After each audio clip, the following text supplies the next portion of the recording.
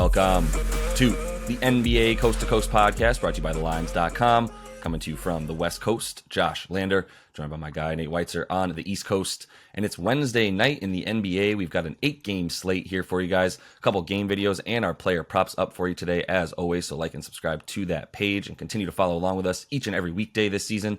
I also want you to head to thelines.com. You can check out all our great written content up there as well, and use that odds finder tool that we have up there. You can make sure you're getting the best juice back on all those bets that you are getting from these U.S. sports books this NBA season. Nate, let's go ahead and jump into this slate and then talk about our game. The Wizards are playing host to the Bulls.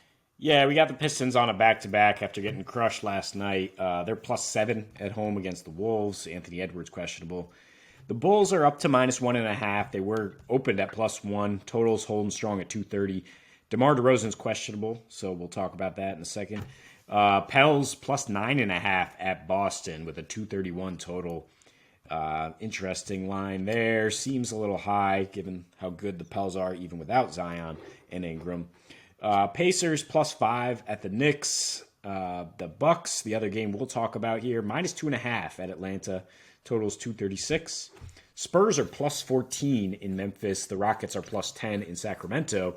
And the Suns, despite their utterly absurd win in Golden State last night with backups, are +13 in Denver. Odds makers not expecting a repeat there.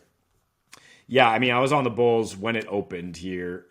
I mean, there hasn't been a ton of line movement, but I mean, to me, they're just a team that should be much better than they are. And I think for a while, they've had internal discussions about they're trying to blow this up. They're trying to end this Vooch DeRozan experiment, or at least pundits are calling for the front office to do that. And they're playing to stay together, and they like what they have to a degree.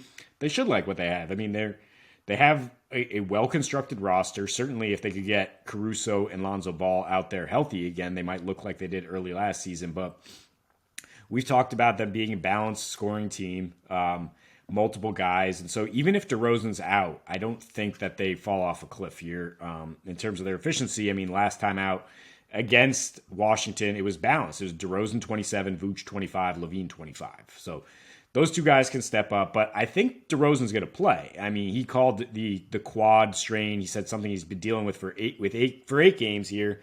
He called it nothing crazy.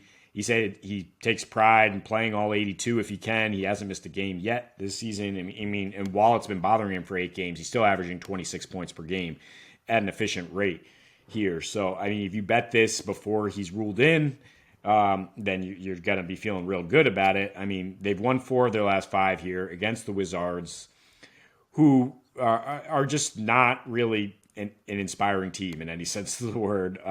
They've lost 4 of their last 6 at home. They're going to be without Bradley Beal again and have listed Porzingis, Kispert, and Daniel Gafford as questionable on the initial injury report here. So, again, if any of those guys are ruled out and you get this at a pick'em line, you're going to feel good about that. I mean, it's just the Wizards don't really threaten you with a lot offensively. I mean, especially when Beal is out. I mean, what they do score is down low. They're not a good three-point shooting team, and in this matchup, they've been abysmal. They've shot 25% in these last 5 meetings against the Bulls. And the one time the Bulls lost is because they happened to go ice cold, 7 for 27 from 3. And they lose a really low-scoring game. I mean, there's definitely a correlation that Washington would have a better chance if this is a low-scoring game, again, because they don't have much to threaten you with. They don't have the weaponry to match a team that has a big offensive three, maybe not defensive. But lately, the Bulls, allowing very, very much limiting points in paint, including the 7th fewest points in the paint on the road in general, holding Boston to just 44 to send that game way under. Also allowing the 3rd fewest second chance points on the year. So to me, it's a Washington team that's heavily dependent on their bigs right now, on having mismatches with Porzingis and Kuzma at the 3 maybe to get those second chances and get points down low. And I don't think they're really going to be here tonight against the Bulls team. And also, I mean, yeah, I talked about the Bulls had gone cold in that one loss, but lately they've been hitting their threes. I mean, particular Zach LaVine. They've won 4 of their last 6 on the road. In that span, LaVine has a 131 offensive rating, averaging 28 a game. hitting 5 threes a game basically at 48%. And the team's hitting nearly 13 threes in that span. So I think they have balanced scoring. Also, Vooch, crushed the Wizards since he came to Chicago. 125 offensive rating. The Wizards are allowing the second most paint points in their last three. So I think there's advantages here for Chicago all over, and that with basically no spread, I think we should be all over the Bulls. Yeah, I mean, the thing about Washington is, like you said, like with such a sort of anemic offense at times where, if Kuz isn't just draining threes from all over, there doesn't seem to be much of an offense that's being run. Daniel Gafford's been getting some good time because he plays well in these sort of sloppy, get some offensive rebounds and muck things up kind of games as a true center, and getting a bit of time even with KP on the floor. Both of them questionable, as you said. Kispert also super important as we talk about their lack of shooting outside of guys like Kuz. You still need Kispert in there big time, as we've seen that be a large percentage of their offense. So when you look at like how they score, there isn't that much to it overall. We always talk about how Washington sort of just fledgling in middle of the pack in pretty much everything. But if you look at the runs that they've been on, I think it's pretty indicative of how their season's going. I don't know what you expect out of Bradley Beal this season at this point. Like, hamstring is one of those injuries like Paul George, where it's just like, I'm out, I'm in, I might not be out, I might be in. It hurts tonight, it doesn't hurt tomorrow. It sucks. It's one of the worst. So I'm just sort of nixing any expectations of what he could bring to this offense. Even if he came back right now, it would have to be pretty quick and instant, and I'm not sure what kind of explosiveness he'd have with that hammy. So they need to win with defense is the very long-winded point that I'm making, and that's why they won. They had that little streak of like 5 in a row that they won, and if you look at why, I mean, they held the Kings on the Kings team who doesn't play offense on the road to 111. They held a 76ers team when they were at home as well. I'm sorry, the Kings game was at home, so that was the really surprising one. I remember they came out and we were all like, how did it was one of those random ones that the Kings just kind of gave up, but they held the Kings to 111 points in that game in Sacramento, which is even more impressive than what I was saying.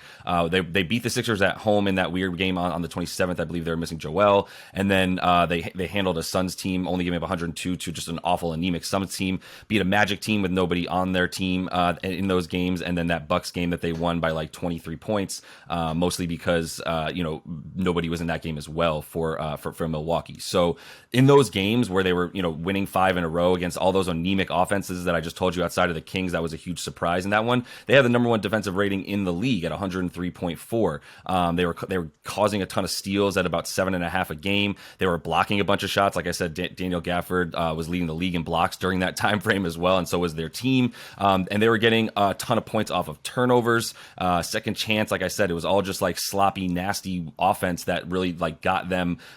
Their defense just put them in a position to win games against other bad offenses. And then just fast forward to these last three where the Bucks got their team back and won in that overtime game by 10 against these Wizards. They got beat by 17, giving up 127 to the Thunder on the road, and then they just lost to the Pellies by 20 at home, giving up 132 to that Pellies team and just erupting in the second half.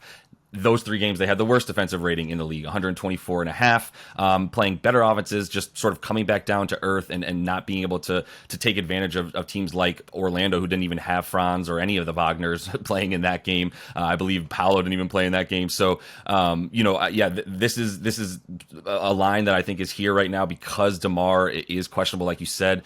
Even if he doesn't play, I do think they still have a bit more, especially because Zach LaVine has been coming back. He looked really, really good in that Celtics game.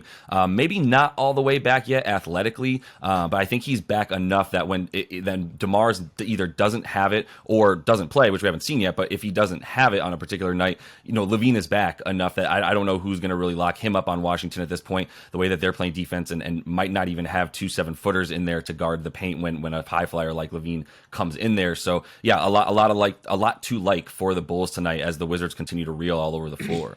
And don't underestimate how well the Bulls defense could play with Pat Williams hitting his stride, with Caruso probable. He's back in there. I think we lean under here at 230. There's definitely a wide range of outcomes when the Bulls are playing right now. And the Wizards, you just mentioned, had that defensive lapse the last couple, giving up a 130 defensive rating to the shorthanded Pels. So I don't think it's the preferred bet here. I mean, I think the Bulls could win a low-scoring game or a high-scoring game.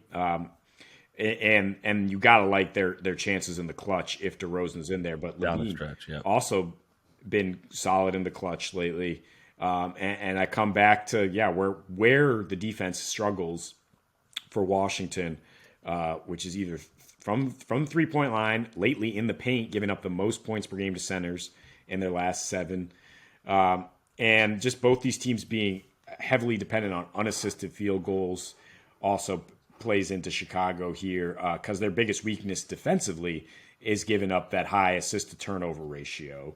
But Washington right now, I mean, it's kind of like you get that initial lift when a guy like Beal's out for maybe 5-7 games, but he's been out like 15 games this season already. And it's like the shine wears off, the shared ball movement wears off, and other teams have enough film to be like, all right, this is what we have to worry about.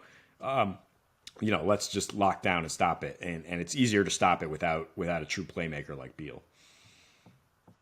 Yeah, 100%. And yeah, that the clutch numbers there too. I mean, Chicago's been sort of up and down, basically middle of the pack, but Washington's been really bad in the clutch with, about the 8th worst net rating in those pretty crucial minutes. So plenty to like, even if this is a little bit closer down the stretch for Chicago to be the ones to pull it out, especially if hopefully DeMar plays, and this bet looks really good at -1 if he does. So try to get ahead of that, might as well, right? And that is all the time we have for you in this one. Make sure to like and subscribe to that page. Continue to follow along with us. Got a couple other videos up for you today as well. So until we see you next, happy betting.